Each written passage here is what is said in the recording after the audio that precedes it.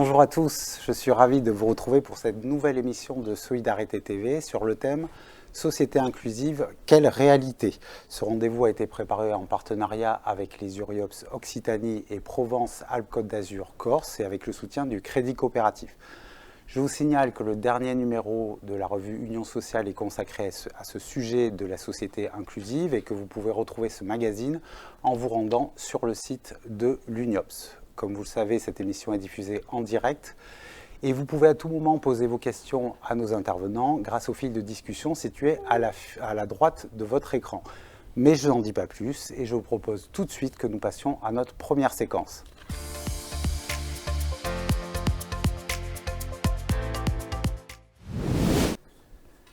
La définition de la société inclusive est loin de faire l'unanimité et suscite même parfois certaines polémiques. Quels sont les contours de ce très large concept? Pour nous aider à y voir plus clair, j'accueille sur ce plateau Charles Gardou, bienvenue, anthropologue, professeur des universités, et Michel Bouquet, directeur de l'association de lutte contre l'exclusion, l'ACLED, à Alès. Alors avant qu'on donne la parole à nos invités, je vous propose qu'on découvre un petit micro-trottoir qu'on a réalisé lors des divers reportages pour cette émission, où on demande aux acteurs de la solidarité de nous donner leur vision de la société inclusive. On les écoute et on en parle. Pour moi, la définition de la société inclusive, ça serait de pouvoir inclure tout le monde, du coup, dans la société. Donc, ne laisser personne sur le carreau. Et le lien avec le Human Lab, c'est de pouvoir vraiment inclure toutes les personnes dans une démarche de conception, dans une démarche d'innovation, ce qui n'est pas le cas aujourd'hui. Une personne en situation de handicap, normalement, elle va dans un schéma classique, elle ne va pas venir réfléchir à une solution technique, elle ne va pas participer à comment concevoir le crochet qui va permettre d'accrocher son sac à dos derrière son fauteuil, elle va juste aller l'acheter et peut-être constater malheureusement qu'il est inadapté. Dans le cadre des politiques sociales, des politiques publiques, nous, on milite pour une société inclusive et on l'entend comme une société où il n'y ait plus besoin d'être accompagné pour accéder à l'emploi, accéder au logement, quel que soit notre handicap. Pour moi, la société inclusive, c'est une société qu'on construit avec les citoyens, en fait, et avec une vision extensive de la citoyenneté, quoi, avec les gens qui sont autour de nous, et dans l'idée qu'on aurait intérêt à repérer les marges, en fait, les personnes vulnérables, les personnes qui actuellement dans ce modèle-là paraissent à côté, alors que si on est à côté de ces gens-là, en fait, on enrichit notre société et on crée des projets pertinents, quoi, et dans lesquels tout le monde a sa place, alors que actuellement on est plutôt dans un modèle avec des grandes idées, des grands principes, et on essaye de faire coller tout le monde dans ces grandes idées et grands principes, qui sont des grandes idées et grands principes valables. Mais on sent qu'on est dans une période de crise où peut-être qu'un moyen d'en sortir, c'est de faire ces liens faibles entre nous et d'avancer ensemble pour faire quelque chose qui nous relie tous, quoi. D'abord être dans des petits liens, maximiser le nombre de petits liens pour ensuite en tirer quelque chose de commun. Alors pour moi, la société inclusive, ce serait d'arriver à trouver sa place en étant, j'allais dire, un petit peu différent. Donc alors moi je suis sur le domaine médico-social, donc ça me parle. Quand on est en perte d'autonomie, quand on a des difficultés motrices ou cognitives ou simplement sociales, c'est d'avoir quand même sa place dans la société. On est sur le bon chemin. Je pense que la crise du Covid est venue un petit peu cristalliser un fonctionnement qui arrive à bout de souffle. Je trouve que voilà, à un moment donné, il faut se réinventer et proposer d'autres solutions. Alors Charles Gardou, le reportage nous invite à se réinventer. On voit qu'il y a plusieurs visions, de plusieurs définitions de cette fameuse société inclusive, qui est un terme très très vaste. C'est quoi votre définition à vous de la société inclusive ? Alors, votre question est difficile parce que cernée par une définition précise, synthétique, le sens profond d'un concept n'est jamais une chose aisée.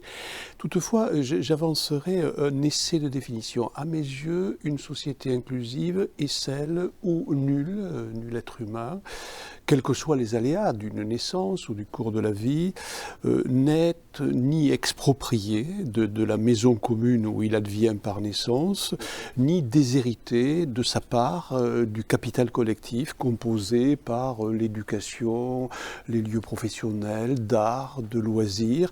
C'est ce capital collectif, et le capital collectif n'est rien sans un corpus de droits humains fondamentaux auxquels tout être humain a droit. Mais pour bien saisir cela, il faut revenir peut-être à l'essence du mot société. Une société, originellement, c'est une alliance, c'est une coopération entre des compagnons, liés par une interdépendance, par un destin commun. C'est comme cela que l'a définissait Aristote. Et donc, ce qui est premier dans notre société aujourd'hui, c'est se dire, est-ce que ce patrimoine commun, dont chacun est héritier par naissance, dans ce qu'il a de plus noble et de meilleur, est équitablement partagé? C'est pour moi le plus essentiel. Et je trouve qu'il y a une phrase de Rousseau, j'ai essayé de la dire de mémoire, il disait ceci qui résume vraiment bien cela, il disait ceci, vous êtes perdus si vous oubliez que les fruits sont à tous, mais que la terre n'est à personne. Et il y a, on le voit dans notre société, par des effets de segmentation, de hiérarchisation des vies, de cloisonnement, des effets de captation aujourd'hui. Et donc j'oppose terme à terme une société inclusive à une société exclusive, c'est-à-dire une société qui maintient des exclusivités. D'accord, très bien. C'est une définition très complète, en tout cas qui ouvre beaucoup de champs. Michel Bouquet, vous êtes acteur de terrain, vous êtes directeur d'une association de lutte contre l'exclusion. Quand je vous dis société inclusive, ça résonne comment et quels sont peut-être les éléments exposés par Charles Gardou qui pourraient faire écho aussi dans votre définition? Alors moi, en préparant cette émission, j'avais envie de raccrocher le concept de société inclusive à trois éléments qu'on voit inscrits sur le fronton de nos mairies, c'est-à-dire la question de la liberté, la question de l'égalité et la question de la fraternité. La liberté, pour moi, c'est donner à chacun la possibilité d'exister, quel que soit son genre, et la question du genre est d'actualité, sa culture ou sa différence et sa religion. La liberté de saisir sa place dans la cité. Donc, liberté d'être aussi avec les autres et d'exister avec les autres. L'égalité ensuite, pour rappeler que chacun est égal devant les droits et qu'ils sont autorisés, ces droits, à tous. Chacun a des droits et c'est bien souligné par notre démocratie. Et enfin, la fraternité. Parce que pour énoncer que chacun doit et peut participer à certaines, aux droits, à l'accès aux droits, on sait bien que certains ont plus de difficultés et qu'il y a nécessité qu'ils soient soutenus et accompagnés, mais pas accompagnés en faisant à la place. En résumé, pour moi, la société inclusive est une société qui promeut la liberté de chacun à exister selon ses appartenances, qui donne le droit à la différence, le droit à s'exprimer et à construire ses propres réponses. Mais qui met en avant aussi, non pas l'assistance, je le disais à l'instant, mais la fraternité, non pas l'assistanat, mais le faire avec, non pas la construction unilatérale, mais la co-construction. Ça me paraît fondamental dans l'accompagnement des personnes que l'on a aujourd'hui dans nos différents dispositifs. D'accord. C'est peut-être une vision un peu idéale, mais elle reste forte pour moi. D'accord, très bien. Alors, on aura l'occasion d'évoquer justement ces différents aspects et surtout de découvrir, puisqu'on est allé tourner un reportage chez vous, l'action de l'association Lacled. Alors, moi, je voulais revenir avec un terme aussi qui revient beaucoup, qui est très à la mode, Charles Gardou, c'est le terme d'inclusion. Alors, en préparant cette émission, on a beaucoup échangé sur ce terme et je sais que c'est un terme qui vous plaît pas trop, qui vous rend un petit peu mal à l'aise. Alors, moi, j'aimerais que vous nous exposiez pourquoi ce terme ne vous convient pas trop. Je voudrais revenir un instant sur ce qu'on disait précédemment. En fait, quand on l'observe sur le plan étymologique, l'expression société inclusive est un pléonasme. Parce que le mot inclusif, l'adjectif inclusif que j'utilise plus volontiers, c'est en quelque sorte un exhausteur de sens, un renforçateur de l'intensité du terme société. Mais le terme société renvoie à cette cité des hommes, liée par un destin commun. Alors pourquoi ne pas utiliser, ou ne plus utiliser, en tout cas ce qui me concerne, le mot inclusion? Parce qu'il est très mécanique. Et il nous amène à quelque chose qui est à désenquister, c'est-à-dire le noyau dur de notre culture. On se construit sur un intérieur et un extérieur. Il y aurait, de manière imaginaire, des gens qui seraient extérieurs à la maison commune que compose une humanité, et d'autres qui seraient à l'intérieur et qui refuseraient ou accepteraient que ceux qui sont à l'extérieur soient mis dedans. C'est pas comme cela qu'il faut voir les choses, hein. Tout être qui advient au monde fait partie de la demeure commune. Il s'agit donc moins de mettre dedans que d'aménager cette maison commune pour que chacun puisse y trouver sa place, s'y mouvoir, s'y réaliser et faire œuvre à sa mesure, non pas à la norme culturellement construite, mais à sa mesure. Et on voit bien qu'aujourd'hui, il y a une vision un peu dogmatique, j'appelle ça une sorte de fièvre inclusionniste. Il s'agirait de mettre dedans et d'attester par des statistiques le nombre de personnes qui sont désormais mis dedans. Mais vous le savez, comme moi, par expérience de vie, on peut être dans un lieu et s'y sentir exilé. On peut être relégué à l'intérieur. Il y a tant de formes d'exil. Donc cette vision peut-être trop mécanique, trop égalitariste, fait problème. D'accord. Justement, Michel Bouquet, ce défaut de souplesse, justement, de ce terme d'inclusion qui inclurait selon des normes préétablies, comme ça, avec cette fameuse maison qu'on refuserait de réaménager, hein, dont on ne voudrait pas bouger les meubles et où tout le monde devrait rentrer. C'est quoi votre analyse sur cette vision un peu dogmatique des choses? Alors jusqu'il y a quelque temps, l'association dans laquelle je travaille est une association de lutte contre l'exclusion, vous l'avez dit, et je poussais à ce qu'on parle d'une association d'inclusion.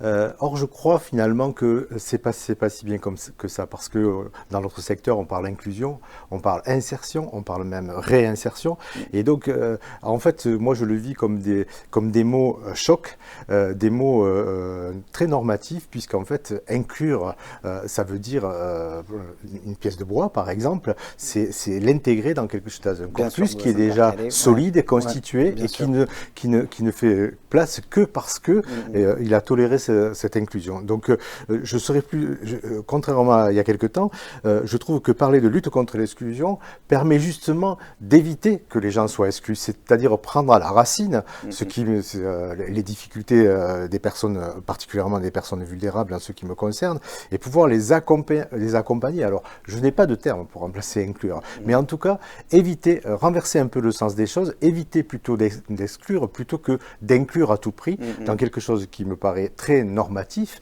et souvent qui est analysé au regard de statistiques, souvent quantitatives plus que qualitatives, et qui laisse pas la place forcément à l'expression des individus. On sait aménager des maisons accessibles aux personnes à mobilité réduite. Est-ce que pour autant ils peuvent rentrer dans la maison? Ça, c'est une autre histoire. D'accord, très bien. Puis-je ajouter une chose pour compléter ce qu'on partage tous deux, c'est le fait que le mot même, étymologiquement, est problématique. Faire de l'inclusion, c'est enfermer. C'est un élément jugé extérieur, hétérogène, que l'on met dans un système, et c'est ce qu'on retrouve dans divers champs où il est employé, en métallurgie, en odontologie, et cet élément y est enfermé, il est pris là-dedans, et en même temps, on a peur qu'il perturbe le système, parce qu'on le juge étranger. Donc, vous voyez, ce mot ne donne pas sens à ce qui est nécessaire pour une société et pour des êtres humains infiniment divers qui la composent. Très bien. La prudence par rapport au terme. Et de mise, d'accord, très bien. Alors, pour enrichir justement nos échanges, je vous propose, comme je vous l'avais annoncé, de découvrir l'action de l'association Lacled à Alès, une structure qui a fait du logement d'abord une priorité.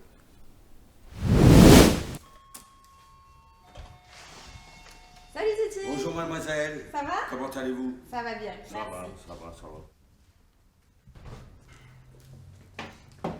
La politique du logement d'abord, c'est une politique qui tend à permettre aux usagers en difficulté sociale, et notamment les personnes qui sont sans domicile fixe, à passer directement de la rue au logement, sans passer forcément par un centre d'hébergement et de réinsertion sociale. Donc notre vision a été de dire, puisque la politique du logement d'abord est une politique qui va se mettre en place et qui va durer sur plusieurs années, autant essayer en interne d'expérimenter au regard de l'ensemble de nos dispositifs, puisque nous avons des dispositifs d'insertion par l'activité économique, des lits halte soins santé, des appartements de coordination thérapeutique, des CHRS.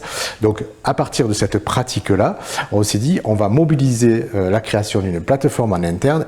Donc on a créé une équipe multi travailleurs sociaux avec des maîtresses de maison également, et on a réfléchi à la création en interne d'une plateforme qui nous a permis d'expérimenter sur notre propre initiative la question des accompagnements de type logement d'abord, de la rue au logement. L'idée étant de mettre les gens directement, s'ils sont d'accord, dans un logement bailleur privé ou bailleur public, et de les accompagner avec l'ensemble de cette plateforme sur l'accès aux soins, l'accès aux droits, le maintien dans le logement, l'occupation du logement. Mais bon, ça va, pour l'instant, je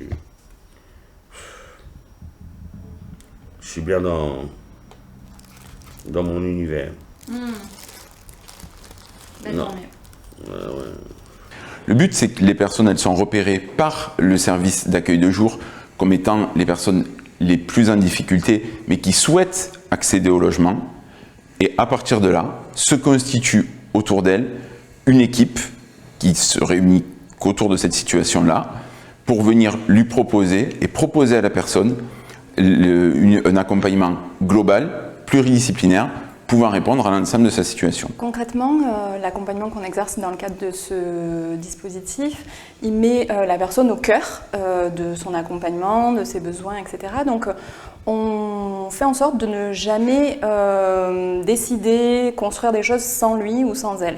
L'idée, c'est vraiment de travailler sur cette autonomie en lui laissant une place entière dès le début, et c'est tout l'intérêt en fait de cette logique de la rue au logement, c'est-à-dire que avant tout, on part de son désir d'accéder au logement, quelles que soient les difficultés qu'il peut rencontrer, et sans a priori, on va l'accompagner là-dedans. Et donc, il a toute la latitude de pouvoir exprimer ses envies, de pouvoir se confronter à une espèce de réalité sans être castré finalement dans son projet par un regard expert, professionnel qui viendrait tordre un peu les choses ou lui proposer des dispositifs tout prêts. Il a la place de faire ses propres pas et de décider. Alors nous sommes attachés à préciser ce terme de société inclusive, et j'avais une question qui me venait pour Charles Gardou. Quels sont les dangers selon vous d'une mise en œuvre dogmatique justement de l'inclusion ? Je l'ai évoqué tout à l'heure, le danger c'est de faire de l'inclusion sans être inclusif. Alors, quelle distinction je fais? C'est faire de l'inclusion, je l'ai dit, c'est ce que vous rappelez, une vision très dogmatique, très mécanique. Et être inclusif, ça suppose de l'aménagement. Et on voit comment notre société a besoin d'être aménagée. Des personnes, par le hasard d'une vie ou d'une naissance, ont besoin d'accompagnement, d'auxiliariat, d'accommodement, de possibilités de contournement. Ils ne sont pas à la norme culturellement construite. La norme n'est pas un absolu, c'est une société qui l'a construite. Et donc, ils ne sont pas à cette norme. Donc, c'est le cas de l'école, qui est terriblement normative. Et des enfants, pour y avoir une place, leur juste place, nécessite des adaptations de la temporalité, des pédagogies, des didactiques. Et c'est cela qu'il convient de faire. Le danger, ce serait d'exhorter à l'inclusion à tout prix, comme une sorte de nouvelle religion fondamentaliste, et en même temps de ne pas penser que c'est un leurre s'il n'y a pas ce travail dans la maison. Et je crois que le deuxième danger, ça serait d'attendre l'intervention d'un architecte de génie. Une société voulue inclusive, où chacun peut profiter à sa mesure de tout, par sa naissance même, par héritage, ne peut pas être construite par un architecte de génie. C'est un horizon, et j'allais dire, c'est un processus d'enfantement collectif. Et donc, il ne s'agit pas de se dire ça n'advient pas. Il s'agit de se dire que chacun, là où nous sommes, dans les domaines où nous exerçons, le travail social, l'éducation, Michel, l'habitat, nous pouvons apporter notre pierre à cette construction. C'est pour ça que j'aime considérer le mouvement inclusif comme un horizon. Alors un horizon, c'est une ligne imaginaire que l'on n'atteint jamais. Alors on se dit, c'est très frustrant, mais en même temps, c'est ce qui donne de l'énergie d'avancer. Et je crois que notre temps a besoin d'une ligne d'horizon, faute de quoi il y a des phénomènes de désespérance et également comment dire, d'impression d'être à part et d'être de trop. Et du coup de repli. Et de coup de repli, c'est cela. Et parfois même d'hostilité par rapport à l'ensemble d'un système. C'est cela. D'accord, très bien. Michel, quel est votre point de vue justement sur ces fameux dangers de ce dogme de l'inclusion? On s'aperçoit que cette notion peut susciter un certain nombre d'hostilités. Moi, j'ai en tête ces exemples de l'école où on met des élèves en situation de handicap en milieu ordinaire et il y a des plaintes, par exemple, des parents d'élèves qui ne comprennent pas, etc. Est-ce que si on n'y prend pas garde, ça peut avoir un effet quelque part contre-productif? Pour moi, le dogme, ça serait prescrire l'inclusion sociale, c'est-à-dire que ça devient une prescription, c'est plus une évolution, c'est plus un horizon qu'on recherche. C'est plus un objectif. C'est plus un objectif, c'est une prescription à inclure et qui du coup devient quelque chose de très linéaire. Ce dont parle Charles, c'est des montagnes russes, c'est un accompagnement que l'on va faire en fonction des besoins et le travailleur social en particulier va évoluer en fonction des besoins. Oui, c'est de la réadaptation permanente. C'est de la réadaptation, de l'ajustement. Sans galvauder le mot de l'écoute, puisque écouter, ça veut dire aussi entendre ce que les autres disent et pas ne l'analyser que par rapport à ses propres besoins à soi. Donc, effectivement, pour moi, en faire un dogme, et on le voit tous les jours, et on y reviendra peut-être tout à l'heure, les politiques publiques ont parfois tendance, à prendre certaines idées certaines expériences qui sont faites dans certaines régions. Je vous ai entendu parler tout à l'heure du Housing First, par exemple, et puis en faire quelque chose, le Graal de l'accompagnement. C'est vers ça qu'il faut aller, et à tout prix, quelle que soit la façon dont on va le faire. Et donc là, on efface toutes les capacités de construction ou de co-construction avec les personnes. On a inventé, par exemple, dans le secteur, ce qu'on appelle les travailleurs pairs. C'est une jolie expérience, mais en même temps, elle n'efface pas tout ce qui a été fait jusqu'à maintenant en termes d'accompagnement des personnes vulnérables et de construction, de co-construction de projets. Donc le dogme, pour moi, le dogme, ça serait un risque d'effacer toute initiative, toute expérience. Et toutes ces réponses graduées, en fait, et adaptées aux besoins des personnes. C'est ça, et de figer un concept. Tout simplement, qui ne permet plus d'accompagner les personnes, parce que les personnes n'y s'y retrouveront pas. Quel que soit le concept, s'il est bon, les personnes n'y s'y retrouveront pas. Très bien, je vous remercie Michel. Avant que nous poursuivions cet échange, je vous propose de faire une petite pause publicitaire. On se retrouve donc dans quelques instants. Une autre économie est possible, ça oui. Mais une autre banque? Je demande à voir. Eh bien voyons. Et qu'est-ce que ça change? Les clients ont leur mot à dire. Et ils ne s'en privent pas. Et qu'est-ce qu'ils disent? Ce qui compte, c'est ce qu'ils font. C'est la banque des coopératives. Des associations. Des mutuelles. Des théâtres. Des festivals. Des syndicats. Des fédérations sportives. Des PME, PMI. On appelle ça des personnes morales. Des personnes qui entreprennent autrement. Ça, on peut dire qu'elles ont le moral. Et les personnes physiques alors? C'est la banque des particuliers qui se ressemblent. Mais enfin, c'est une banque, pas un club. Justement, on parle d'argent là. Avec des produits engagés bien pensés, tu peux agir. Ton compte t'ouvre des tas de moyens d'action. Pour moi, agir, c'est financer ce qui est utile. Moi, c'est la solidarité mondiale en premier. Et l'insertion alors? La culture, qu'est-ce que vous en faites? Croyez-moi, l'essentiel, c'est l'emploi. Oui, l'emploi dans les territoires. À condition de développer l'écologie. Le bio. Les énergies renouvelables. Bon, vous voyez, il y a de quoi faire. On commence quand? Moi, je crois que c'est possible. Et nécessaire. Une économie où chacun a son mot à dire. Des investissements pensés pour le bien-être de tous. On appelle ça la finance patiente. T'en sais des choses. L'important, c'est un monde plus juste. Un monde où l'argent seul ne ferait plus la loi. Et tout ça, avec le crédit coopératif, on peut y arriver. Simplement en étant client. Pas seulement client. Sociétaire. Crédit coopératif. Une autre banque est possible.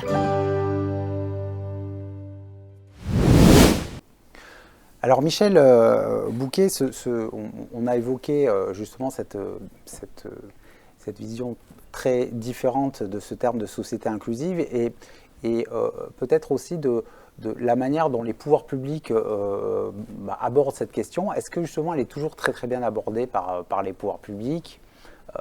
voilà, quel est votre point de vue de praticien de terrain et de peut-être de vous qui êtes un peu au cœur aussi du dialogue avec les financeurs. Ça permet d'avoir une idée précise de comment les pouvoirs publics appréhendent ce terme-là. Je suis assez mitigé sur ma position. C'est un demi-teinte. Je crois que les pouvoirs publics ont su et savent se saisir des expériences, des innovations qui ont été faites dans divers domaines, notamment pour ce qui me concerne le logement d'abord ou la maison de la veille sociale à Lyon. Je pense qu'il y a des vraies expériences et que dans certains endroits, les pouvoirs publics ont su lire ces expériences et les soutenir. Par contre, rapidement, ces expériences deviennent des dogmes, on a parlé tout à l'heure du dogme, deviennent des impératifs, c'est-à-dire qu'elles se généralisent, s'adaptent pas toujours aux besoins des territoires, puisqu'on est dans des territoires quand même très divers, ruraux ou urbains, elles ne s'adaptent pas toujours, et elle est aussi énoncée à un moment donné comme étant une possibilité de réduire les finances publiques et l'investissement public sur des actions diverses et variées en direction des publics les plus vulnérables. Ouais, très concrètement, on finance des places en logement d'abord et on supprime des places en CHRS. Aujourd'hui, on en est là avec la ministre Madame Wargon. On discute des places effectivement qui vont être transformées, alors en logement d'abord, en centre d'hébergement hors les murs, etc. Mais par ailleurs, la comptabilité nous amène à penser que peut-être on va avoir des diminutions de places au fur et à mesure, et notamment des places des centres d'hébergement qui sont de réinsertion sociale. Alors le mot n'est pas adapté finalement, mais qui sont de véritables sas pour les personnes avec qui on peut construire un vrai parcours. Et juste deux mots, je suis fort inquiet en sortie de crise du nouveau monde qui amène de plus en plus de précarité, et je crois qu'il est temps qu'effectivement on réfléchisse vraiment à ce qu'est une société inclusive. Très bien. Charles Gardou, justement, sur cette question de, on va dire, l'instrumentalisation en fait de ce terme de société inclusive par les pouvoirs publics. Alors peut-être que le terme est un peu fort, mais en tout cas ça y ressemble parfois. Qu'est-ce que vous en pensez, ça ? Moi, je pense que dans notre discussion, on s'est accordé sur un point. Le terme société inclusive ou mouvement inclusif ne veut rien dire sans inclusivité du milieu. Parce que c'est une manière de lui enlever sa substance et de le dénaturer.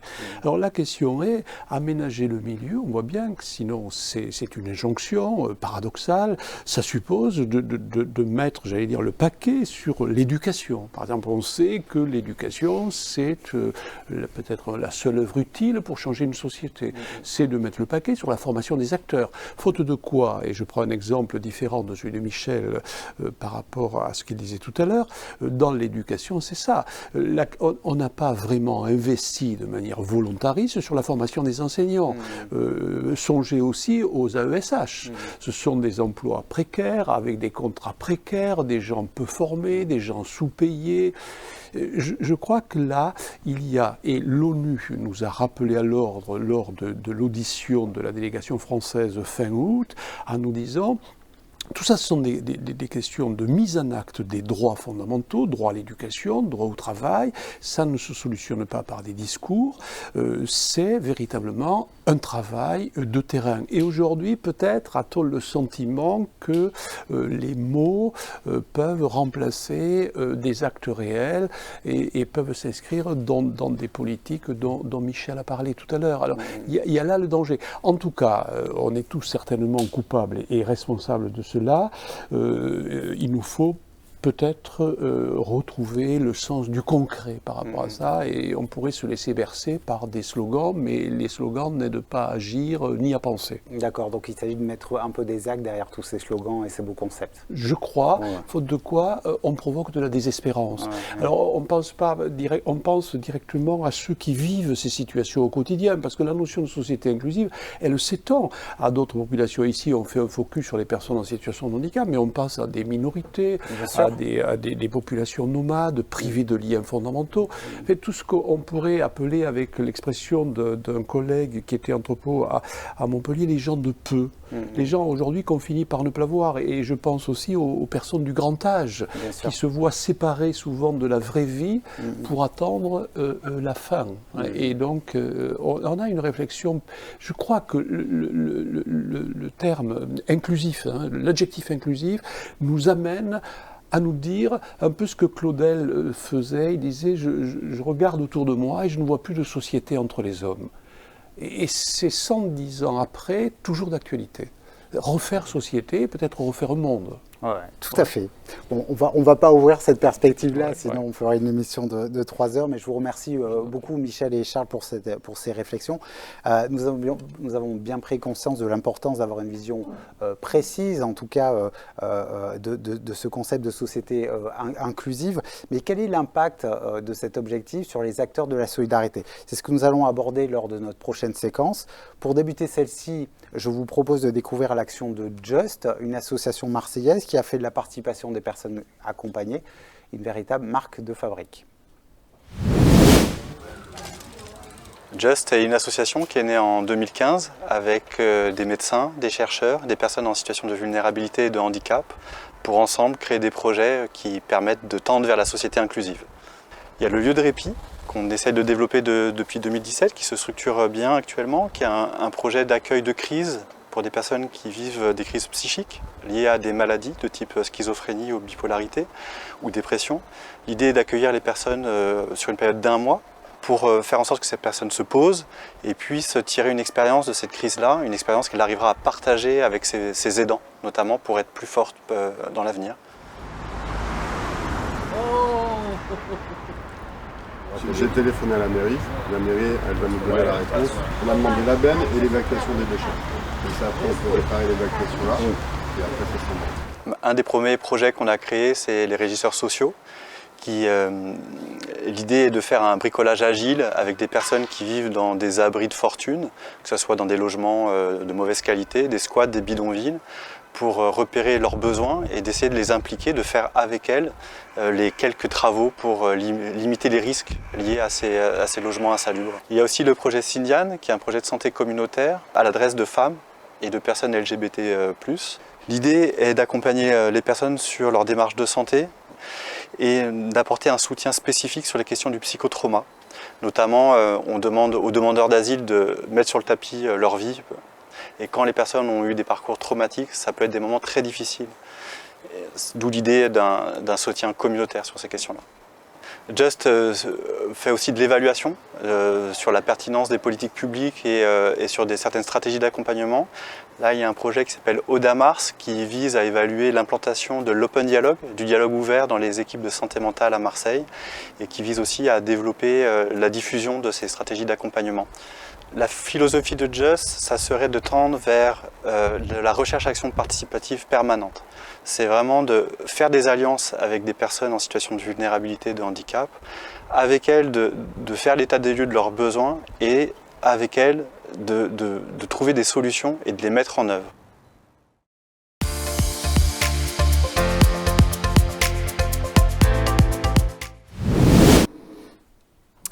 Alors, si la société inclusive est une belle idée, cet objectif a de nombreux impacts sur le quotidien de toutes les personnes qui accompagnent les plus fragiles. Quelles sont les mutations en cours sur l'action sociale? Les professionnels sont-ils prêts? Quelles sont les conditions pour atteindre cet objectif de société inclusive? Pour répondre à toutes ces questions, j'accueille sur ce plateau Géraldine Meyer, donc directrice de l'URIOS-PACA Corse, et Olivier Giraud, directeur de recherche au CNRS et membre du conseil de recherche et de prospective de l'UNIOPS.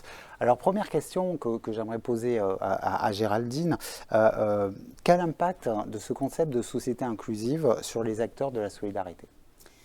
Alors peut-être pour commencer, effectivement, préciser ou rappeler que ce sont les associations qui sont les premiers activateurs de la société inclusive. Bien sûr. Elles permettent en fait par leur action, par leur accompagnement, de faire accéder les personnes vulnérables au logement, au travail, au reste de la société. À la citoyenneté. À la citoyenneté, voilà. Donc c'est effectivement par l'action des associations qu'on peut rêver d'une société inclusive. Elles n'ont pas attendu ces associations que le concept émerge pour passer à l'action. Et autre précision, ce ne sont pas les murs qui font l'institution, mais bien les pratiques. C'est-à-dire que ce n'est pas parce qu'il y a une institution avec du bâti, des établissements, que pour autant les associations qui ont ces installations sont dans quelque chose qui n'est pas inclusif, puisque effectivement on peut à partir des établissements, par exemple, créer ou avoir des logiques de partenariat avec des acteurs extérieurs et permettre par ces logiques et par ces modalités d'accompagnement d'être beaucoup plus inclusifs que certains qui seraient peut-être plus ouverts dans les formes, mais pas forcément dans les pratiques. D'accord, ça c'est important de le rappeler parce qu'il y a tout un débat sur la volonté de faire disparaître les murs. La fameuse désinstitutionnalisation. Voilà, exactement. Et effectivement, pour cette démarche, qui est ce qu'on appelle aujourd'hui ce mouvement vers la société inclusive, il y a quand même une sorte d'accélération, en tout cas un déclencheur de peut-être aller davantage encore vers cette ouverture à des partenariats extérieurs avec le droit commun.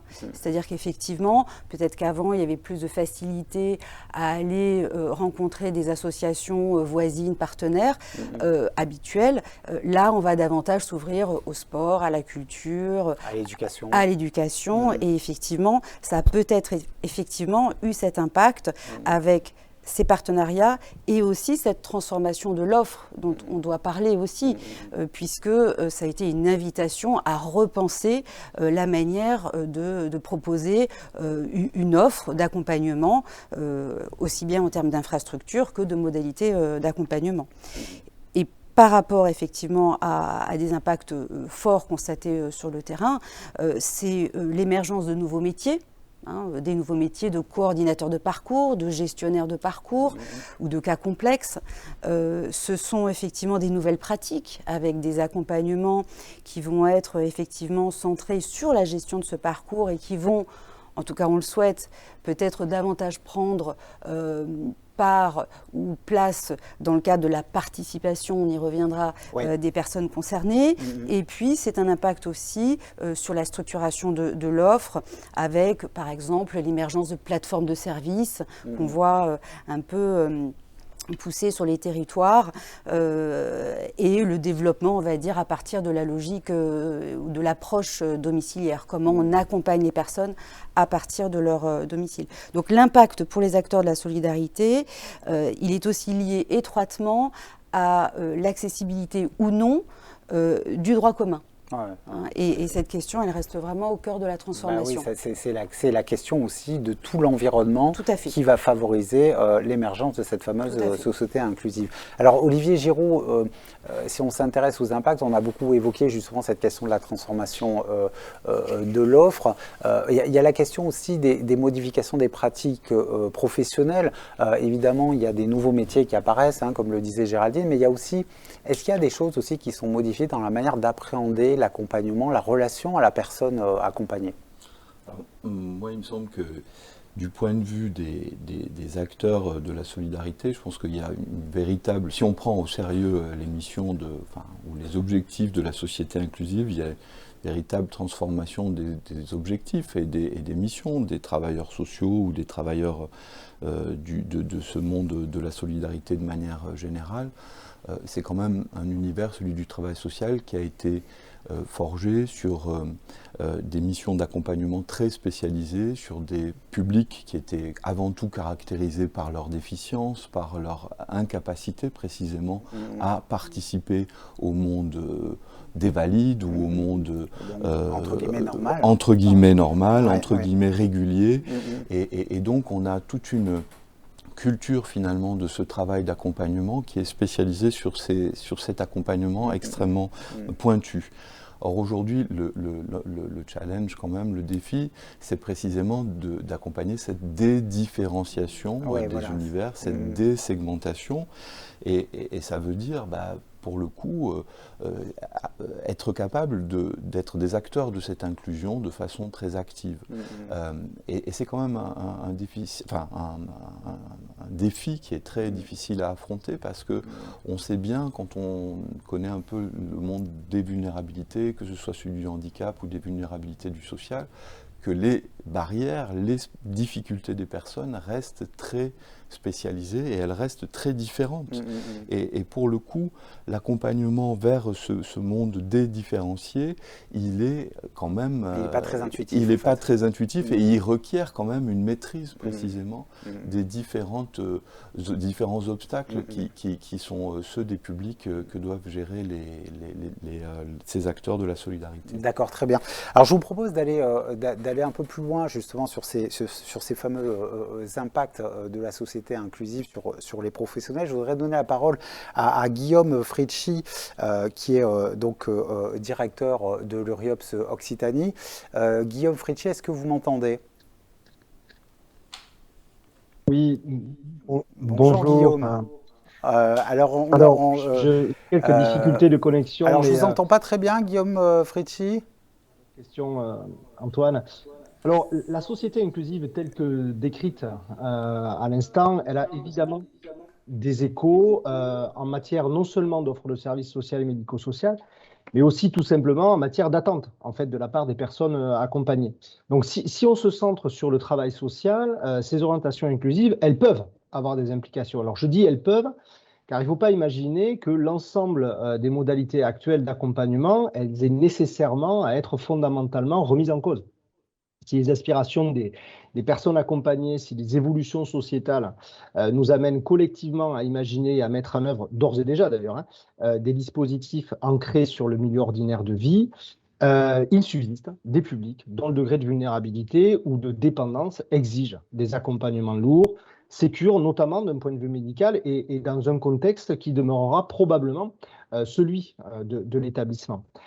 On doit donc, dans tous les cas, en revanche, comprendre les évolutions sociétales qui nous amènent à passer du primat du besoin, qui est souvent d'ailleurs défini, quoi qu'on en dise, par le prisme d'analyse du professionnel, en fait, à une prise en compte plus fine des attentes et des désirs des personnes, quand bien même ceux-ci pourraient ne pas apparaître comme premiers dans les priorités d'action repérées par les professionnels. La possibilité d'exprimer, d'accueillir ces attentes et ces désirs demeure en fait au fondement même d'une relation aidé-aidant qui soit respectueuse de la dignité et au-delà même de l'humanité des personnes vulnérables. Donc ça appelle effectivement une inflexion dans les postures professionnelles, partant d'un accompagnement, ça a été dit, synonyme de suppléance, à un accompagnement qui serait synonyme de soutien au faire par soi-même, au pouvoir d'agir et bien sûr à la mesure des capacités de chacun. Guillaume Fritschi, donc alors comment est-ce qu'on accompagne toutes ces mutations? Alors, quels sont en tant que travailleur social mes espaces d'action? Quelles sont les limites à ceci? Qu'est-ce qui garantit au fond la cohérence, l'articulation de ces interventions qui sont les miennes avec les autres intervenants qui gravitent autour du projet de la personne? C'est à notre avis là que se niche finalement tout le risque d'une logique inclusive qui balayerait d'un coup d'un seul la nécessité qu'un cadre global soit donné. Non pas d'ailleurs pour camper sur des positions institutionnelles caricaturales comme ça, mais bien pour garantir que la logique inclusive ne rime pas avec morcellement et incohérence des accompagnements. Rien ne serait pire, en effet, que de considérer que, au prétexte de que l'offre de services de demain doit, et c'est vrai, mieux être individualisé, plus souple, j'oserais dire même à la main de la personne accompagnée, rien ne serait donc pire qu'un accompagnement qui serait la simple juxtaposition d'interventions distinctes sans lien entre elles. C'est au fond tout le sujet de la coordination organisée dont les balbutiements s'incarnent aujourd'hui dans le champ de l'autonomie notamment par divers modèles émergents, les DAC, les communautés 360, etc. On parle beaucoup d'ailleurs en parallèle de ces dispositifs de nouveaux métiers, de coordonnateurs de parcours, d'agenceurs de projets, de case managers, de care managers, de facilitateurs de parcours, etc. Et tous ces métiers auraient pour fonction de coordonner des interventions multiples par nature. Cette évolution-là, qui ouvre d'ailleurs le champ à l'exercice libéral de certains métiers qui étaient jusqu'alors exercés strictement au sein de l'organisation, elle est supposée garantir l'individualisation des parcours, certes, mais rien ne dit pour l'heure, et en l'absence de cadre institutionnel précisément, ce qui, au fond, en garantirait la continuité en cas de désaccord ou de défaillance de certains acteurs. Donc, les acteurs du secteur ont certainement à trouver ce point d'équilibre entre modularité des réponses et coordination qui dépasse le périmètre de telle ou telle structure, sans pour autant omettre la nécessité que cet ensemble d'acteurs fasse institution autrement, afin de garantir à la fois ce qu'on évoquait, la pertinence, la complémentarité, puis la solidité de la réponse proposée. Et puis, autre point, et j'en terminerai là, la transition inclusive. Elle exige que nous prêtions une attention toute particulière au niveau de qualification au sein des tableaux des effectifs, des structures, des dispositifs sociaux et médico-sociaux, alors même que le mouvement inverse, dans le mouvement inverse en tout cas, nombreuses sont les organisations qui ont dû ces dernières années faire des choix de déqualification des métiers afin de pouvoir maintenir des taux d'encadrement suffisants dans un contexte de contraintes économiques. Donc, au-delà des complexités qu'elle fait émerger, au regard de ces complexités, la transition inclusive exige que ce mouvement de déqualification cesse et que, bien sûr, notre système de protection sociale porte des financements suffisants pour cela. Merci Guillaume pour ces propos très éclairants. Je voudrais à présent me tourner vers Olivier Giraud. Quelles seraient selon vous, Olivier, les conditions pour permettre aux acteurs de la solidarité de faire vivre cette société inclusive ? Bon, moi, je pense qu'il y a un déficit de formation, sans doute, des travailleurs sociaux et de mobilisation de ces travailleurs sociaux, d'intégration peut-être de ces nouvelles missions autour de la société inclusive. Donc il y a tout un travail d'appropriation, sans doute aussi, de cette nouvelle mission de la société inclusive. Mais je pense en même temps... Quand vous dites formation, juste pour préciser, Olivier, c'est de la formation dès le départ, on change carrément de logique, ou est-ce que c'est de l'ajustement sur la formation initiale? Je vous pose la question parce que vous parliez de culture, oui. Justement de l'accompagnement différencié. Est-ce qu'il faut tout changer, renverser la table et passer à une formation qui propose une autre culture de l'accompagnement? Alors, bon, je pense que de toute façon, la question de la rénovation des filières de formation, des contenus de formation dans le milieu du travail social en France, elle reste sur l'agenda. Il y a des choses qui ont été faites, mais il y a encore beaucoup, me semble-t-il, de retard à combler par rapport aux pays voisins, et notamment dans la direction et dans le sens d'une polyvalence quand même qui irait croissante des travailleurs sociaux, parce que je pense que c'est ça précisément un des enjeux de la société inclusive, c'est d'être capable d'affronter cette désegmentation, cette déspécialisation qui finalement a été souvent quand même comprise comme un enfermement des publics dans leurs conditions et d'une incapacité peut-être trop importante de ces actions à véritablement accompagner vers la société traditionnelle, j'ai envie de dire, et vers l'inclusion. Mais je pense que ce n'est pas simplement un travail individuel, je pense que c'est aussi les collectifs de travail dans les associations, dans les services de travail social qui doivent être mobilisés pour accompagner vers la société inclusive. Et ça va au-delà, je pense que c'est aussi l'ensemble des publics, des communautés, quand on pense à l'école, par exemple, les communautés scolaires, ou quand on pense aux soins, souvent au niveau d'un quartier, au niveau d'une communauté de vie. Il y a besoin d'accueillir finalement les objectifs de la société inclusive, de les partager, de les diffuser, et de ne pas faire porter finalement c'est pas ce fardeau, mais la mission de réussir la société inclusive simplement aux professionnels et encore moins aux individus. Je pense que c'est vraiment un travail collectif. D'accord, très bien. Justement, Géraldine, qu'est-ce que vous pensez de cette réflexion qu'il faut s'appuyer justement sur un collectif pour faire évoluer les choses et ne pas ne s'appuyer que sur l'expertise, même si c'est une très bonne expertise qui aurait évolué par la formation du seul professionnel de l'action sociale? Oui, dans les conditions, il y a notamment des conditions qui sont liées au fonctionnement et au déploiement même des structures, en partant du collectif, en s'appuyant notamment sur la participation des personnes qui font partie de ce collectif. Bien entendu, on n'aura pas le temps de trop développer ce sujet, mais voilà, c'est un des points, à mon avis, et partagé, je pense, pour le déploiement complet de cette société inclusive.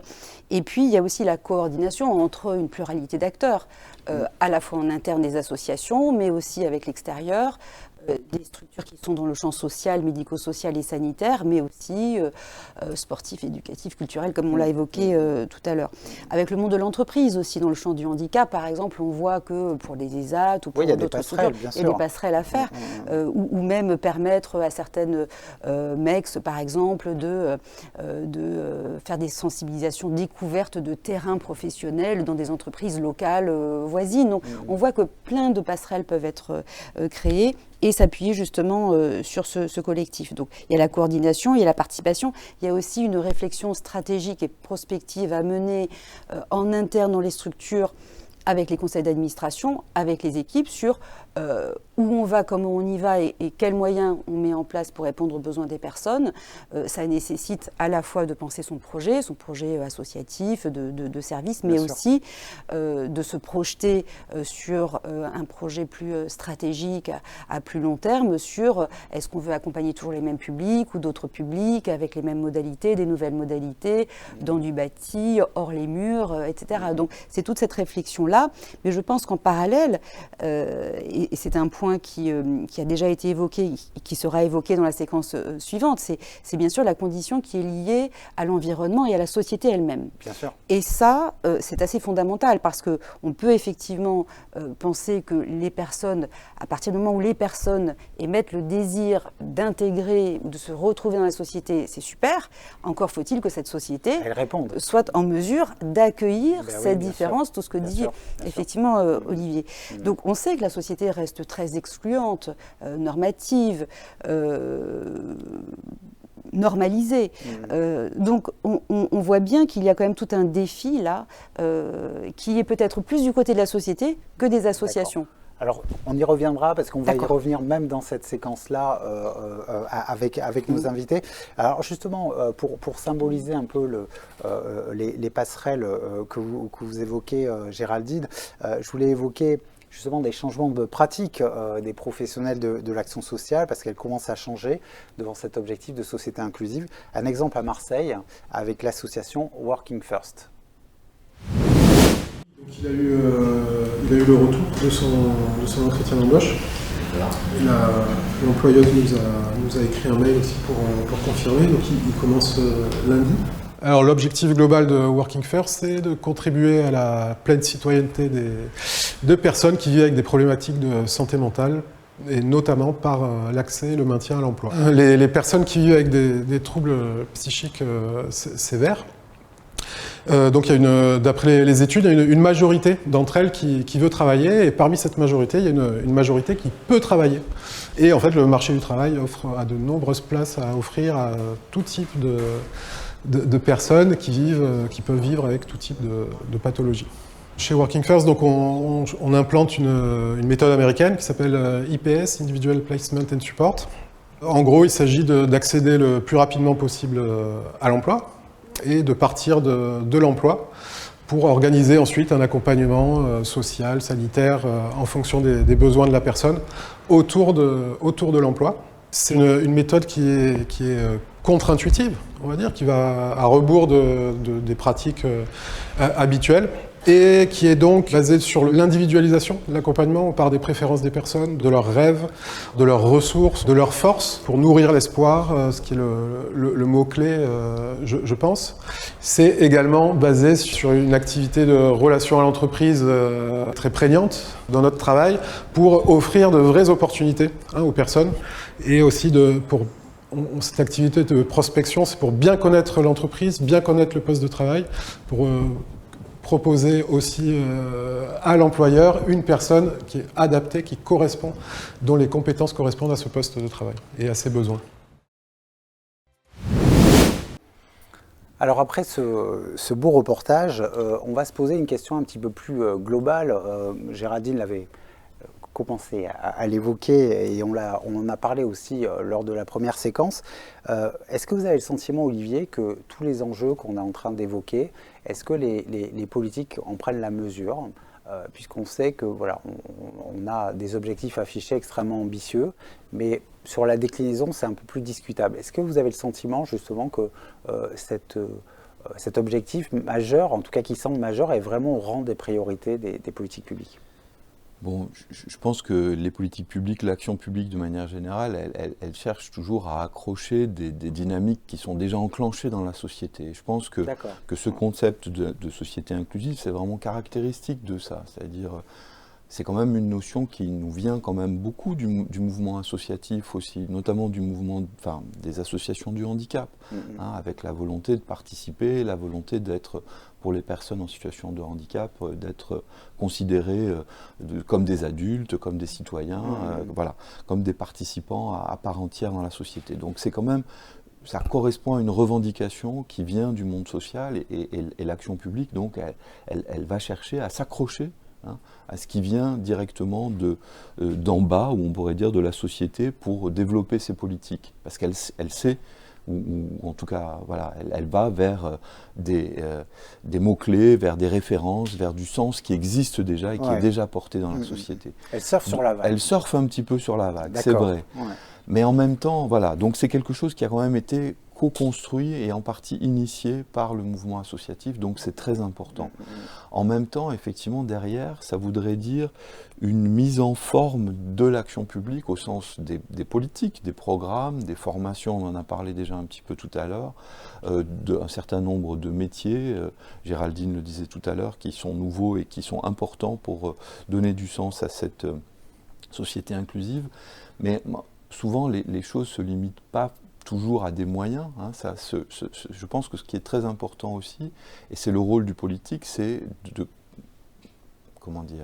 d'aller dans le sens des mobilisations sociales, précisément. C'est-à-dire de les animer, de préparer les communautés, d'initier des débats publics, de manière à ce que les publics, qui sont les destinataires, ou les personnes, on le voit, on l'a vu, ça a été traité tout à l'heure dans le cas des écoles. Je pense que les parents d'élèves, de manière générale, n'ont pas de difficulté à ce qu'il y ait des enfants en situation de handicap qui soient accueillis dans les classes classiques. Je pense qu'il n'y a pas d'hostilité. Je ne pense pas que la société soit par défaut excluante. Enfin, je ne sais pas, je ne pense pas que c'est ce que Géraldine voulait dire. Je pense qu'au contraire, il y a une vraie bienveillance par rapport à l'accueil précisément des différences, des publics vulnérables, etc. Mais encore faut-il que les personnes, que les parents, que les enfants soient préparés à ces échéances et que les choses soient accompagnées par l'action publique. Et ça, je pense que c'est le rôle du politique précisément de faire tout ce travail de mobilisation et d'accompagnement des publics de manière très large. D'accord, très bien. Géraldine, quel est votre point de vue? Juste pour répondre effectivement à Olivier, effectivement, moi j'avais plus en tête sur le côté excluant, ce qu'évoquait aussi tout à l'heure Antoine, c'est par exemple ce qui est en lien avec des mobilisations liées au refus de l'implantation d'un CEF, d'un centre éducatif fermé à proximité de certains quartiers ou d'un centre d'hébergement d'urgence en plein Paris. Enfin, voilà. Donc je pensais plutôt à ces exemples-là. Mais effectivement, pour ce qui concerne les politiques, je pense que pour activer en tout cas la démarche inclusive, ce qu'il faut, c'est impérativement que finalement les politiques intègrent qu'il faut sortir des cases, des cadres, en tout cas de permettre qu'on puisse sortir des cases et des cadres, et qu'on sorte finalement de cette logique en silo. Et donc, ils ne donnent pas forcément l'exemple. Et voilà, et que justement, il s'applique aussi cette nécessaire articulation entre eux. C'est aussi une logique beaucoup plus souple dans les fonctionnements, et notamment dans les phénomènes et les fonctionnements d'entrée-sortie. C'est-à-dire qu'effectivement, on voit que pour répondre vraiment aux besoins des personnes, voilà, on va de temps en temps avoir besoin d'être un temps à domicile, un temps en structure, un temps en établissement, un temps suivi par un service. Et donc, il faut effectivement que, là encore, le suivi financier administratif puisse suivre. C'est pas changement de rythme aujourd'hui totalement acté. D'accord. Il y a aussi le fait que nous sommes aujourd'hui conditionnés par un fonctionnement dans le cadre des appels à projets, il semblerait que la commande publique contienne en elle-même une forme de conception implicite de l'inclusion, puisqu'elle donne dans son cahier des charges, cette commande publique, sa manière d'identifier le déploiement de l'offre de telle ou telle manière. Et quelquefois, quand il y a des réponses qui sont un petit peu spécifiques, elle répond par la négative parce que ça ne rentre pas justement dans les cases. Et juste deux petits points de vigilance. C'est un, il ne faut pas que démarche inclusive soit synonyme d'économie. C'est-à-dire que les pouvoirs publics, sous couvert de démarches inclusives, se disent ça va coûter moins cher. Avec voilà. Michel Bouquet, oui. On a eu l'illustration avec Michel Bouquet tout à l'heure. Ouais. Donc ça, c'est très important. Et aussi, voilà, que l'on n'arrive pas à finalement le prétexte d'un désengagement progressif de l'État en se disant finalement le droit commun s'occupe très très bien des personnes qui sont en situation de vulnérabilité. Donc on n'a pas forcément besoin de mettre des moyens. Voilà, qu'il y a un renversement de responsabilité sur le milieu ordinaire. Tout à fait. Et puis après, il y a la grande question de l'accessibilité, de façon générale, sur la mobilité, sur tout l'ensemble des services dans le cadre du droit commun. Encore faut-il les rendre accessibles. Et puis, un point, moi, qui me paraît très important, c'est celui du choix des personnes de ne pas forcément vouloir être dans cette société inclusive. D'accord. On respecte leur choix. Alors ça, c'est un vaste débat. C'est un vaste débat. On l'évoquera peut-être aussi dans notre troisième séquence, cette question de la norme, la bonne norme, voilà. On va peut-être prendre, parce que je crois qu'il y a une question de Mathieu, donc, que je vais vous poser, je vais vous soumettre. La société inclusive est un objectif très ambitieux. N'est-on pas allé trop vite sur ce sujet ? Voilà, alors Olivier, je vous pose la question et ensuite je laisse réagir Géraldine sur la question. Bon, je pense qu'il y a plusieurs rythmes dans la façon dont les politiques sociales, on pourrait dire, ou les politiques sanitaires et sociales se sont orientées vers ce concept de société inclusive. Et je pense qu'il y a une partie du timing qui n'a peut-être pas été forcément tout à fait maîtrisée par les acteurs publics français, parce qu'il ne faut pas oublier que Bruxelles est aussi à la manœuvre sur cette affaire-là, et il y a aussi des directives, et il y a aussi toute une série de recommandations qui sont adressées aux États. Il y a l'influence du Fonds social européen qui fait qu'on a dû, dans les politiques sociales françaises, pour obtenir du financement, et aussi d'ailleurs pour répondre à des appels d'offres et pour obtenir des financements quand on est une association, je pense qu'il y a un grand nombre d'acteurs le savent bien, prendre au sérieux et finalement mettre en application très vite ce concept et les contraintes qui sont liées à ce concept de société inclusive, sans avoir fait le travail de préparation en amont, en termes de, encore une fois, en termes d'explication, exactement, de pédagogie, mobilisation, formation et mobilisation des collectifs. Ça, je pense que c'est quelque chose qui a manqué, parce que le rythme des injonctions venues d'en haut était quand même différent. D'accord, très bien. Géraldine, rapidement, oui, il y a une question de mise en place d'un processus, en fait. Hein, c'est tout un processus qu'il faut mettre en place. Et effectivement, on ne peut pas tirer les conséquences de l'issue de ce processus en cours de route. C'est-à-dire que, ce qu'évoquait aussi tout à l'heure Michel Bouquet, c'est-à-dire qu'on ne peut pas commencer par supprimer des places de CHRS quand on n'a pas encore rendu le logement accessible. Bah oui. Voilà. Tout à fait. Très bien. C'est une très belle conclusion. Géraldine, Olivier, je vous remercie. Nous venons de le voir, donc la société inclusive bouscule la pratique de bien des acteurs de la solidarité. Cet objectif implique, on l'a aussi un petit peu abordé, une réflexion plus globale sur l'état de notre société. Et c'est ce que nous allons évoquer, aborder dans la dernière partie de cette émission. Pour débuter cette séquence, je vous propose de découvrir l'action de la Maison de l'Amitié à Albi, initiative qui symbolise cette ouverture nécessaire pour que les choses bougent vraiment.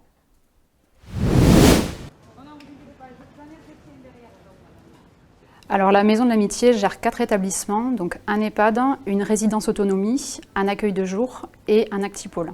Donc les spécificités des établissements, c'est vraiment dans la continuité du projet associatif, de ce qui est vraiment au cœur de l'association, c'est maintenir l'intégration dans la vie sociale, donc l'intégration dans la société. Donc c'est laisser les résidents sortir, laisser les personnes de l'extérieur, personnes de la famille, visiteurs, voilà, entrer aussi. Donc c'est vraiment un flux dans les deux sens. On est vraiment dans cette volonté-là pour ne pas, rentrer dans le système un peu de l'exclusion, c'est-à-dire que le résident entre en EHPAD et hop, on bascule vraiment sur une toute autre vie. Là, on est vraiment dans une volonté de continuité et c'est valable pour tous les services de l'association. Et voilà la mascotte. Ouais, elle est trop belle. On a des résidents qui ne sont pas considérés comme des résidents d'un EHPAD, mais comme des citoyens. Ce sont des personnes qui participent à la vie de la ville d'Albi. ça nous permet de voir notre métier autrement, parce que cet accompagnement, il va maintenir l'autonomie des résidents le plus longtemps possible. Et c'est un accompagnement qui nous oblige à nous remettre en question en permanence. Ce mode de fonctionnement, il apporte, j'allais dire, du bien-être et côté résident, et côté famille, et côté personnel, parce que quand on est sur cet accompagnement qualitatif, chacun y trouve son compte, chacun est satisfait, parce que bon, accompagner une personne vieillissante, c'est pas forcément quelque chose de difficile. Il y a des moments de plaisir aussi, des moments de partage. Et là, c'est vrai que, j'allais dire, tout s'y prête. La famille est satisfaite aussi de venir voir son parent, voilà, pas forcément triste, pas forcément dans la revendication. C'est vraiment une atmosphère qui est très très différente. On est persuadé que de s'ouvrir, de faire rentrer du monde dans la maison, que les résidents soient en contact avec les gens de l'extérieur, eh ben, ça les porte vers le haut. Donc ça apporte de la vie.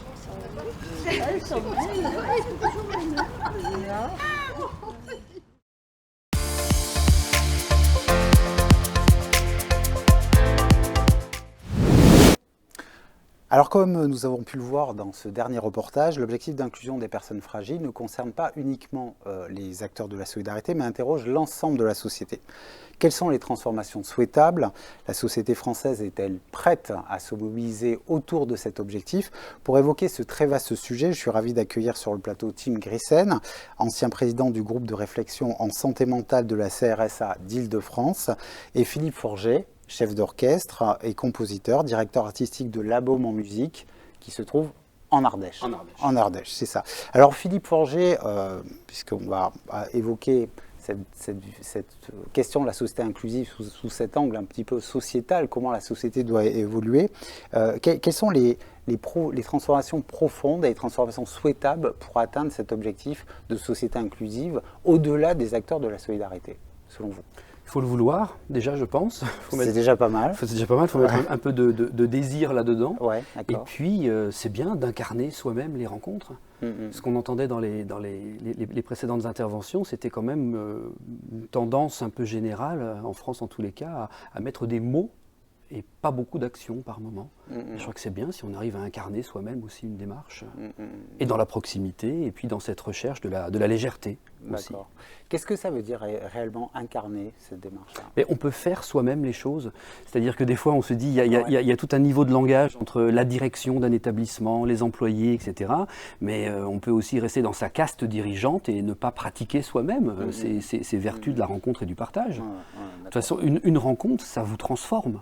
Tout à fait. Sinon, c'est pas une rencontre. Bah oui, tout à fait. Voilà. Donc, en musique, comme dans la vraie vie, il faut aller au-devant de ces rencontres et puis solliciter le partage et la transformation.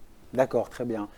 Tim, est-ce que vous partagez ce point de vue, justement, il faut prendre des risques, il faut prendre ce risque de la rencontre et que c'est comme ça qu'on atteindra cet objectif de société inclusive et de passerelle entre des gens qui vivent dans des univers très différents. Vous vivez tous les deux dans des univers très différents, vous êtes à la même table, vous avez l'air de bien vous entendre, en tout cas j'ai vu ça avant. Voilà. Donc, est-ce que justement, il faut une des recettes, un des ressorts pour faire émerger cette société inclusive, c'est de prendre le risque de cette rencontre? Qu'est-ce que vous en pensez? L'inclusion sociale, cher monsieur, c'est pas changer la personne, c'est changer le monde. Il s'agit de faire bouger notre société, changer notre société pour qu'il y ait une place pour tout ce beau monde. C'est la moitié du boulot. La moitié du boulot, c'est avec la personne, oui, dans vos institutions, etc.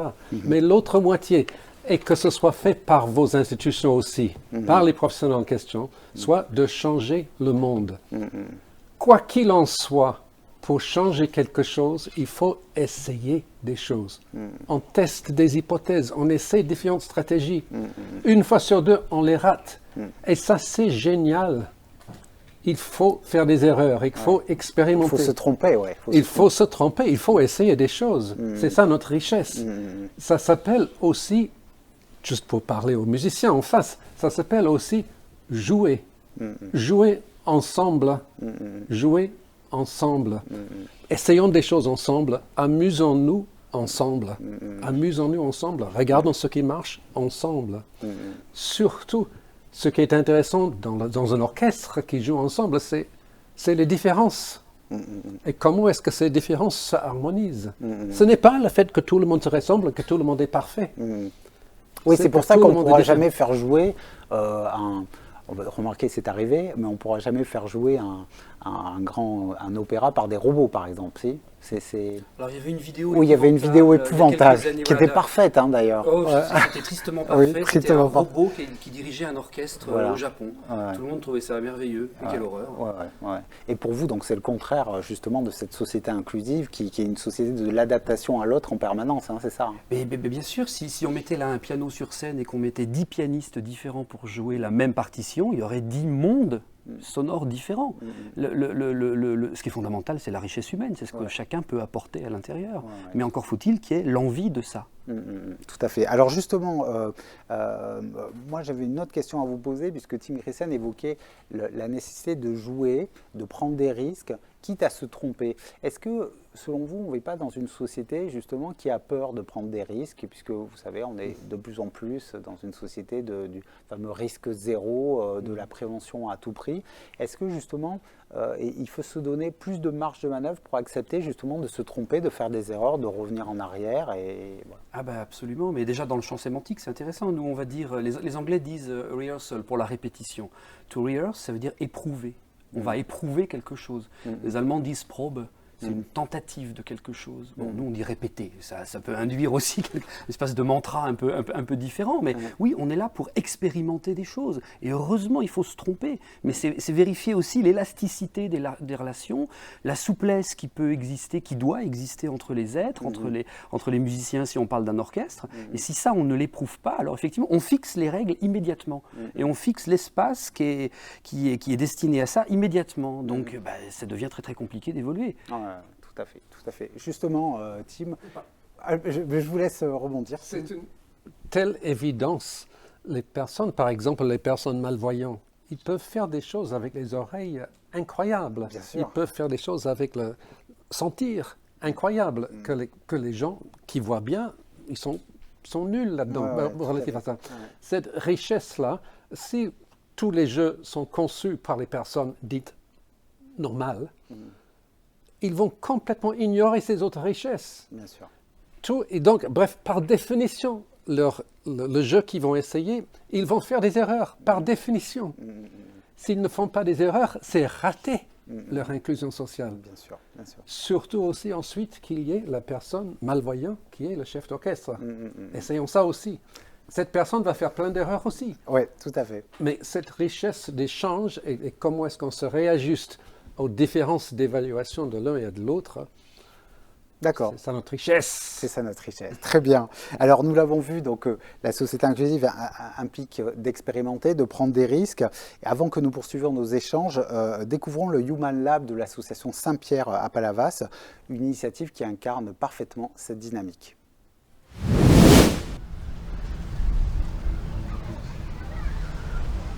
Le Human Lab Saint-Pierre, c'est un espace collaboratif de fabrication numérique qui est dédié aux personnes en situation de handicap.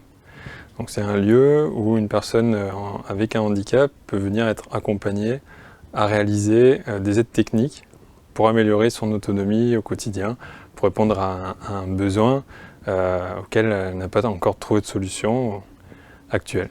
Alors les objectifs, c'est de pouvoir accompagner une personne dans son besoin. Donc il y a à la fois dans le cheminement de sa solution, il y a déjà un effet thérapeutique, puis ensuite ça va être de pouvoir réaliser un premier prototype, une première version qui va être fonctionnelle. Donc la personne, elle se sent ici accompagnée. Donc l'objectif, c'est aussi d'être un lieu où on va écouter la problématique et on va réfléchir ensemble à la solution. Donc on a travaillé sur des palmes de natation qui me permet d'avoir un appui sur l'eau. Donc la droite c'était pas mal, mais la gauche ça... Elle est bien, le maintien il est très bien. T'as un petit peu de support là, faut que je vire, j'avais pas vu, il en a mis là, sur l'intérieur du... Ouais. Mais la prise et la préemption elle est très bonne. L'originalité de ce lieu, c'est de pouvoir faire rencontrer des gens qui en temps normal ne sont pas censés se rencontrer. Par exemple, dans ce lieu, une personne en situation de handicap elle va pouvoir dialoguer avec un étudiant en école d'ingénieur, elle va pouvoir rencontrer un professionnel de santé, et elle va aussi pouvoir discuter avec des entrepreneurs qui sont partenaires. C'est vraiment un lieu, un tiers-lieu, ce qu'on appelle, où on va innover, mais le bénéficiaire qui est au centre de l'innovation, qui va être inclus dans le processus, c'est vraiment la personne en situation de handicap. Et ensuite, un autre objectif, c'est que cette solution-là, elle soit librement partagée pour qu'elle bénéficie à d'autres personnes dans le même cas. Donc ici, le principe fondamental de libre partage, d'open source, il est lié au fait que tous les fichiers qu'on conçoit sont des fichiers numériques. On va pouvoir facilement partager une solution.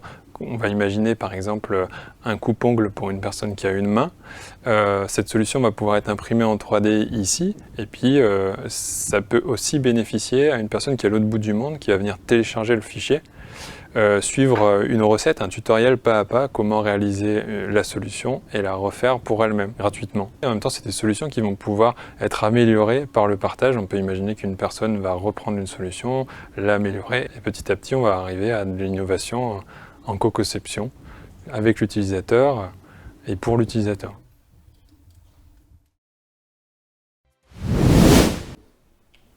Alors, Tim Grissen, la société inclusive, on l'a vu, doit faire place à toutes les différences et interroge nos normes sociales, j'aurais dit notre normalité, elle interroge notre normalité. Quelle est selon vous, si on laisse place à la mise en valeur de toutes les différences, quelle est la bonne norme pour vivre ensemble? Parce qu'il faut un socle quand même pour vivre ensemble. Pour vivre ensemble, il faut à chaque instant qu'on puisse inventer ensemble. Il faut à chaque instant, c'est cette notion de jouer, c'est cette notion d'expérimenter, d'essayer des choses. C'est cette notion de construire quelque chose ensemble. J'ai une idée. Essayons l'essayer. Essayons. Et en essayant, d'autres idées s'inventent. Et ce sont ces moments magiques, c'est ça notre richesse de notre société. Notre richesse, c'est dans la rencontre avec quelqu'un de différent, qu'on découvre des choses sur soi-même. Tout à fait. Tout à fait. Et cette richesse, constamment, ça va vers de l'avant et ça va croissant. C'est lorsqu'on s'enferme, c'est là où ça devient triste. Ça devient triste. Et c'est bon, il y a des moments où la tristesse est vachement utile. Lorsqu'on a perdu une partie, une place dans notre société, lorsqu'on a perdu quelqu'un, la tristesse peut être utile. Mais pour sortir, qu'il y ait quelqu'un qui propose quelque chose. Qu'il y ait constamment quelqu'un qui propose quelque chose qu'on essaie. Non, c'est pas ça, mais si on essaie autre chose. Donc, cette relation de jouer ensemble, d'essayer des choses, de contribuer et d'accepter de l'autre, surtout en se disant, on n'est pas pareil, on est différent, surtout en disant ça constamment, mais on joue ensemble. Ah ouais, tout à fait. D'accord, justement. Alors, Philippe, justement, sur cette question de cette rencontre, cette richesse de la différence et surtout ce mouvement perpétuel, ça fait référence aussi à votre expérience de musicien, de chef d'orchestre, de compositeur. Est-ce que justement il faut en définitive cette société inclusive, elle questionne notre société dans le sens où notre société doit toujours être en mouvement pour évoluer, c'est ça ce que ça veut dire en fait? Ça doit toujours être en mouvement, mais les émotions et le mouvement, c'est la même racine. Pour le mot, et après c'est la question de la temporalité. On n'est pas obligé d'être tous au même mouvement. Alors si on parle de musique, la partition c'est un rituel, mais nous on doit aller chercher tous les espaces de liberté qui sont écrits dans ce rituel. Si c'était juste restituer la chose très mécaniquement, ça ne présente aucun intérêt, c'est ce qu'on disait tout à l'heure. Mais en revanche, on vit tous à des temporalités différentes. Donc le mouvement, oui, mais en respectant ce que la vie nous apporte aussi d'inédit, de choses basées sur l'intuition, où il y a des moments douloureux, il y a des moments heureux, et qu'on puisse se sentir accompagné, qu'on puisse se sentir accueilli, ça avec la même qualité tout au long de l'existence. Et puis c'est à l'entourage qui se porte bien ou qui se porte garant de la personne qu'on veut accueillir, on lui doit une sécurité. On doit sécuriser quelqu'un pour que la créativité puisse apparaître. Ouais, tout à fait. Avoir un cadre, un socle, pour que cet espace de liberté puisse émerger. Oui, sans que, c'est ce que j'entendais aussi tout à l'heure, et ça me convenait bien, sans que ça devienne des dogmes. Ouais. On ne doit pas dire, on va penser comme ça et on va arriver là. Ça, c'est pas possible. La rencontre n'existe pas. La société inclusive n'est pas une religion. Non, n'est pas une religion, mais c'est très rassurant pour ceux qui pensent ces systèmes-là. Et dès l'instant où on parle système, c'est fichu. D'accord, très bien. Alors si la société inclusive concerne chacun d'entre nous, les entreprises sont également visées et nombre d'entre elles s'inscrivent déjà dans cette dynamique. C'est le cas du crédit coopératif. Alors je voudrais donner la parole à Emmanuel Gagnereau. Est-ce qu'Emmanuel Gagnereau, donc directeur économie sociale et institutionnelle au crédit coopératif, est avec nous? Bonjour Emmanuel. Est-ce que vous m'entendez? Bonjour Antoine. Bonjour Philippe, bonjour Tim. Bonjour, merci d'être à nos côtés, même si c'est à distance. Alors, première question qu'on aimerait vous poser, Emmanuel, quelle place des acteurs de l'économie pour faire vivre cette société inclusive? Alors, c'est vrai qu'aujourd'hui, je me sens un tout petit peu en décalage parce que je m'adresse à des acteurs du médico-social, des solidarités, et là, moi, je parle d'un point de vue très singulier qui est celui d'une banque coopérative. Pour autant, on est effectivement dans les mêmes enjeux que vous, puisque l'enjeu aujourd'hui, c'est comment on fait pour que cette société inclusive, tout le monde y participe, y compris des acteurs économiques comme des acteurs bancaires. Et ça, c'est quelque chose qui quand même a changé ces dernières années. Il y a une prise de conscience de la responsabilité en économie qui est beaucoup plus forte, avec des acteurs qui commencent à mettre en place des choses. Alors, je vous parle du point de vue du crédit coopératif. Nous sommes partenaires de l'UNIOPS. On est très heureux d'être dans ce partenariat parce qu'on participe à la même chose. C'est comment on permet à des personnes de reprendre leur destin. En l'occurrence, chez nous, c'est le destin économique. Comment on permet à des personnes de reprendre son destin économique en main. Le crédit coopératif, c'est 125 ans d'histoire. Ça a été créé par des ouvriers qui ont voulu à un moment donné s'émanciper des banques classiques pour créer leur propre banque. Et ça, cette dimension, elle est très importante chez nous aujourd'hui, et c'est ça qui fait aussi que l'économie, aujourd'hui, c'est une responsabilité pour faire en sorte que la société soit plus inclusive.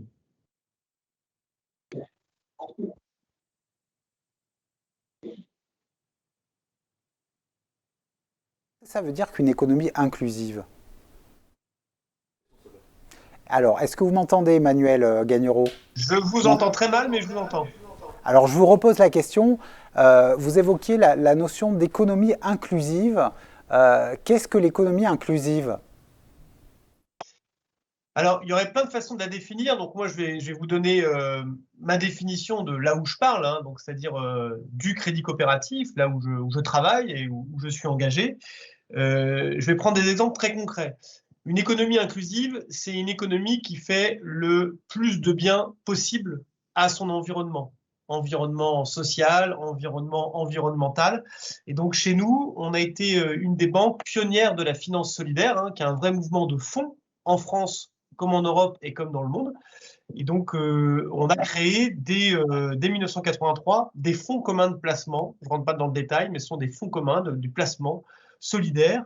En 2012, on a créé un compte qui s'appelle le compte Agir pour permettre à des personnes de placer leur argent dans des lieux, des véhicules de placement qui sont vertueux. Donc, ça peut faire du bien à la planète, ça peut être pour la justice, ça peut être pour la solidarité internationale. C'est un compte. Voilà, on appelle ça le compte Agir.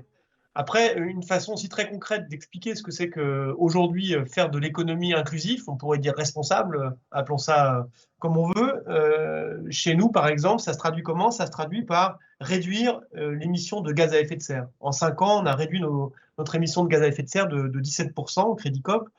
On pourrait faire encore mieux, on y travaille.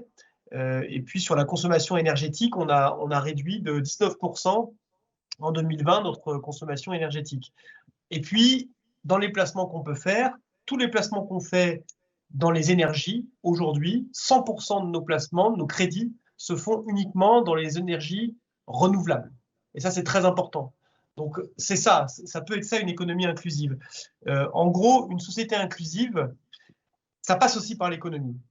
Mais c'est une économie qui n'est pas une fin en soi. C'est une économie qui est au service d'un projet de société. Et là, en l'occurrence, une société inclusive, et ça passe par tout à chacun, le particulier, l'entreprise, l'association, l'épargnant, le consommateur. Donc on est tous responsables de cette économie inclusive parce qu'on y participe tous au quotidien.